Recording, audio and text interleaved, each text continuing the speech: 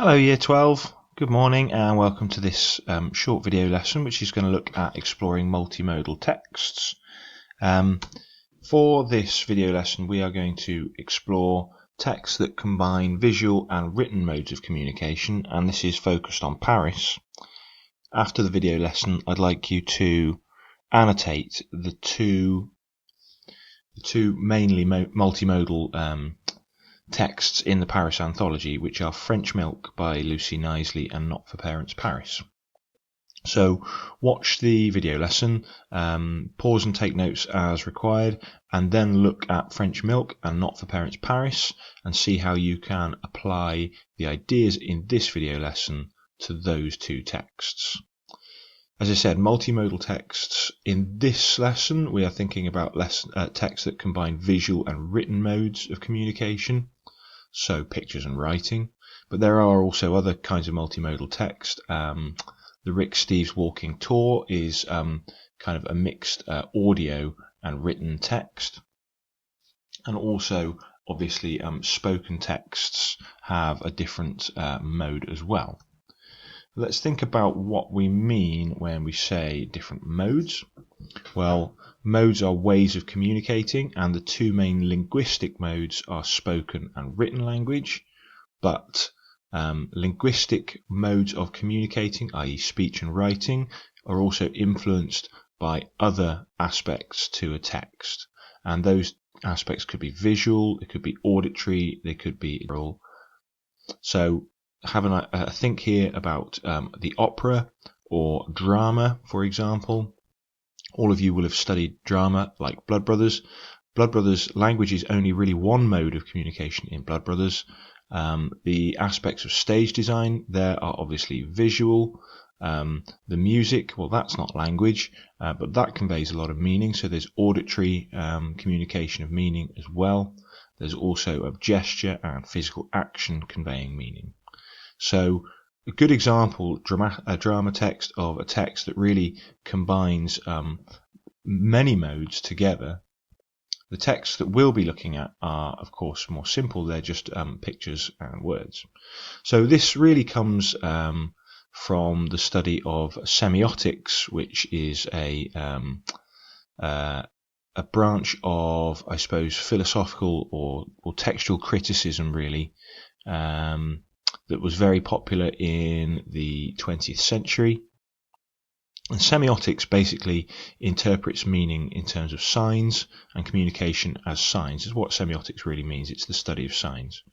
And language is a branch of semiotics, or language is one thing that semioticians like de Saussure here would be interested in interpreting. But as Saussure, who is one of the fathers of semiotic study, says, linguistics is only one branch of this general science.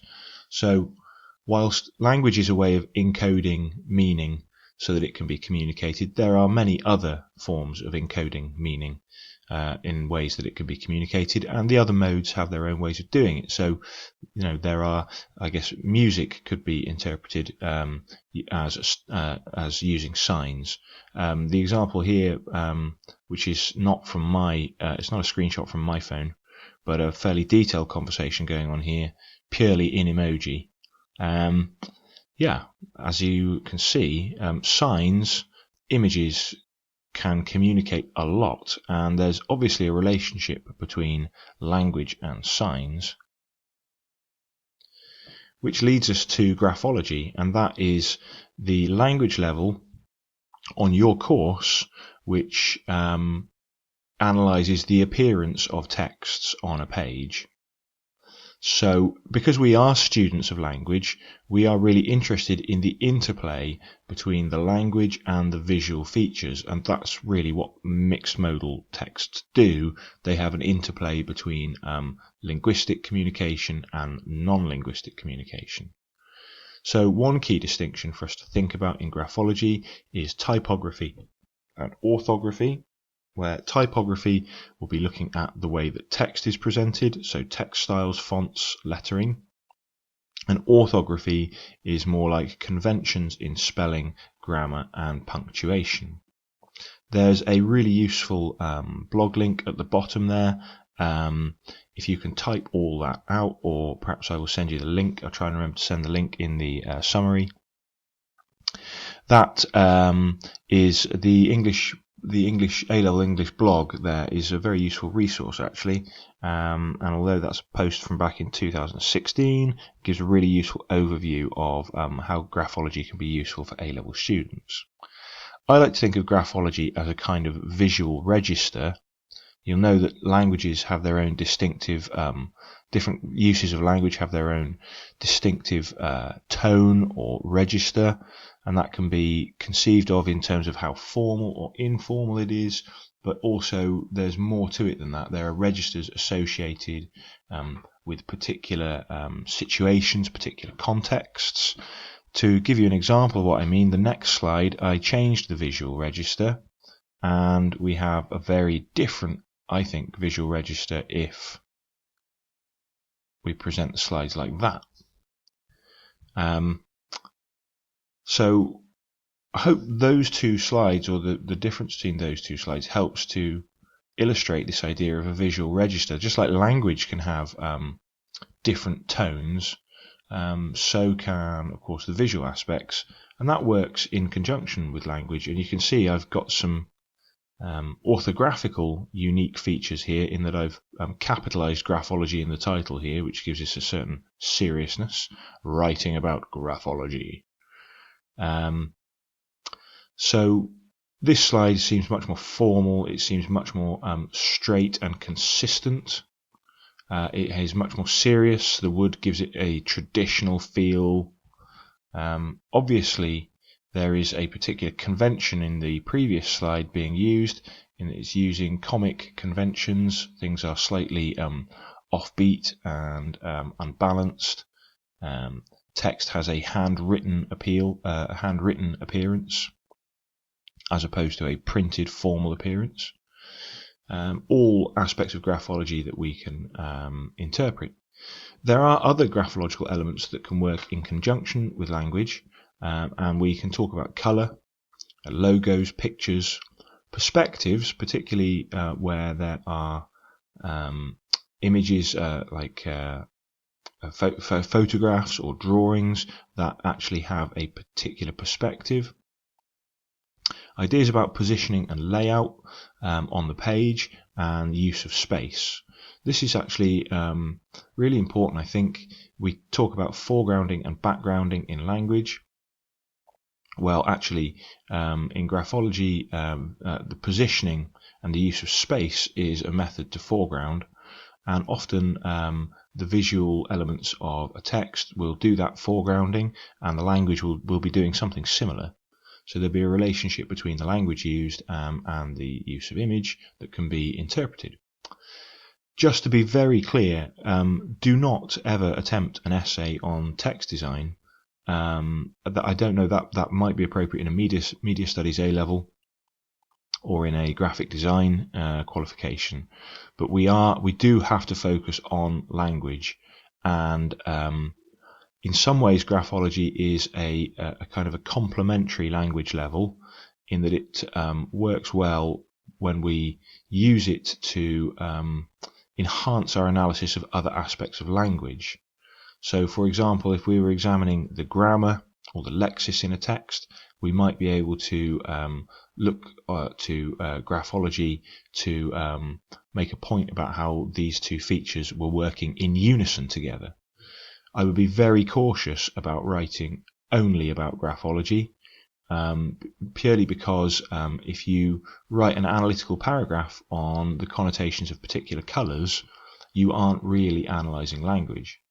If you write an analytical paragraph on the language presented and draw meaningful points about the way that colour helps to present that language, then of course you are writing an essay on language.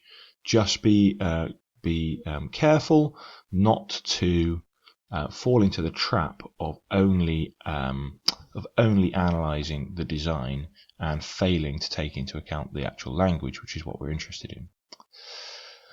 So you can see below here that we have a combination of image and word in this short extract which is taken from one of my favourite comic subgenres, which is the 1950s and 60s romantic comic genre. This is really interesting portrayal of relationships in the 50s and 60s, and I think they're quite fun. So how does this short extract combine image and word to create meanings?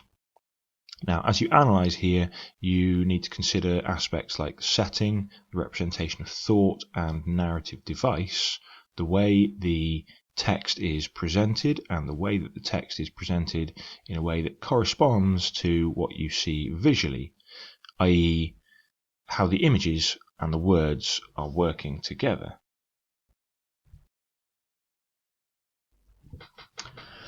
A few observations that might help you think about the way that image and word combine then. In this little 2-panel cartoon, we get a combination of caption and direct thought presented in the thought bubbles. Now, the caption and the direct thought are quite distinctive. The caption acts as narrative, and it's in the past tense, whereas the direct thought acts as direct thought in the moment and is in the present tense. And the narrator of both of these, or the character behind both of these, appears to be this woman who's sort of foregrounded in the centre of both of the panels. So she's narrating back her life with snippets of direct thought from how she felt at the time. There's also a distinction in the register between the caption and the thought bubble, in that there's a much more formal register in the caption, I think, than in the thought bubble, which is spoken much more in a spoken register, particularly with features like the exclamations, the use of ellipsis to kind of tag these thoughts together, and also the use of bold typology, which is creating a kind of stress to show her passion. There's a visual establishing of the setting. We get this close-up of her face, which obviously focuses very much on her thoughts, and her facial expression obviously is corresponding to those tortured emotions that she's experiencing. The location, we can see that she's got her head on a pillow, so it's quite an intimate location. We also get this little presentation of her memory, which is in that little kind of sub-panel where she's snogging Neil. And I thought back to those exciting moments. So this kind of movement, even to a further past tense in the narration, obviously is linking to that little presentation of memory. So very much we have speech and image working together here. There are other aspects of language that you might have looked at there. There is use of modality in her thoughts and possibly in her narration as well, I'm not sure. There's also dexis is used very meaningfully to kind of give this a discourse structure and to establish this narrative. Loads of the features, the advanced features that we looked at of when we looked at The Handmaid's Tale in terms of analysing narrative perspective, can be really meaningfully applied even to this very short cartoon. So it's worth having a little think about the broader context of mixed mode genres and how they, what the typical genres are for mixed mode fiction or mixed mode in non-fiction, but also asking the question, that really important question that we love to ask, about what is literature and what counts as literary. Within the mixed mode genre, of course, there are many texts that we take for granted that are traditionally multimodal. Infographics, photojournals, comics. If you have textbooks, they are always multimodal. My PowerPoints are always multimodal. I always put pictures in there, simply because I understand that the combination between it can really help it provides a way in, I think. The language does most of the meaning in my PowerPoints, but certainly including image and layout certainly helps to make that information accessible. So many texts that you grew up on will also have been multimodal. Children learn to read with pictures. And I suppose there is a certain snobbery about books with pictures, in that perhaps we view particularly storybooks that use pictures, i.e. comics, as a lesser or a less intellectually challenging form of literature, and that's an idea that I think is probably worth evaluating, because I don't think that's always true. The same is true, of course, for non-fiction texts. We talked about textbooks and infographics, but obviously many deeply technical texts are mixed mode. If you intend to, I don't know, take apart your gearbox, good luck doing that with just language. I think you're going to need a picture. So people who put together space rockets and so on and so forth, they work with multimodal text too. Let's give these multimodal texts some credibility. They're very important. Now, worth looking particularly at comics and the comic subgenres, because they are, I suppose, the multimodal form of literary writing, or particularly of non-fiction writing, or the main form. These comic subgenres, they include cartoons, which I think I was probably mislabeling the short comic strip that we looked at before as a cartoon. A cartoon is usually a single panel. They're often used satirically in newspapers, where you might get a kind of a grotesque parody of political figures making a political point. So a single picture would be a cartoon.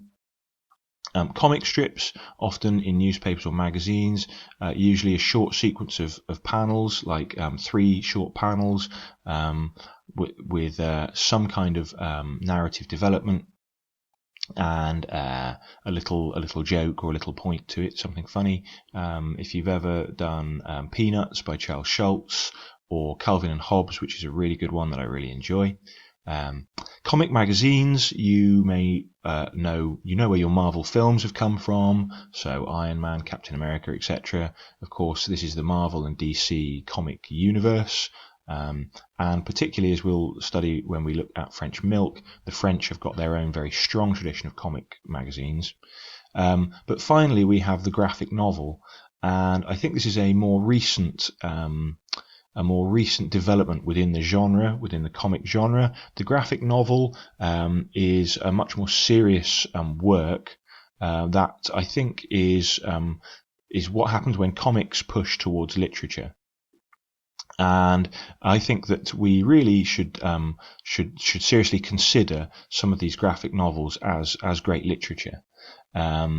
Now, there would be some people who disagree with that, obviously. Literature doesn't have pictures, but for a good example, I think the example there, Mouse, if you can get your hands on a copy of that, it is an absolutely compelling read, a fantastic piece of work. There's another one out there called Persepolis, which I very much would like to read, which I think studies the role of, studies a girl growing up in an oppressive Islamic society, and explores the conflict of that. Mouse is partly really work in non-fiction. It's the writer's Art Spiegelman. It's him rewriting his father's experiences at the hands of the Nazis as a Jew in concentration camps. It is very provocative. It is the narrative is ingenious. It's highly original, very unique, and it really counts as literature. Try and get your hands on a copy. There's also Handmaid's graphic novel, which is out. There's a Gatsby one due this summer. Of course, these are reworkings in the graphic novel genre. They are not originally graphic texts. It's worth thinking as well about the fact that comic and the connotations of comic are ditched when we talk about graphic novels, and are really interesting to think about the connotations of comic as opposed to the connotations of graphic, and how two kinds of texts which ultimately feature the same methods represent themselves using those two different words for very good reasons.